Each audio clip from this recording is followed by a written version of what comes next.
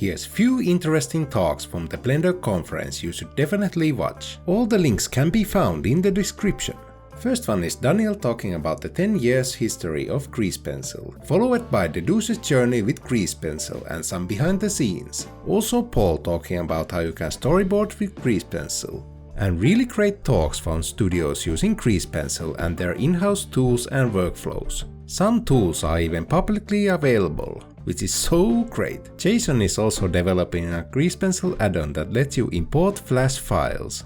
The future of character animation and rigging was a super great talk, because these changes will most likely also work with Grease Pencil in the future. DillonGoo also held a great talk about their studio's MPR workflows. And Nacho talking about how he makes his illustrations to animations. And if you want to go for extra realism, watch this beginner's guide to photorealism by Andrew. And if you don't know what Grease Pencil is, watch this video next to learn more.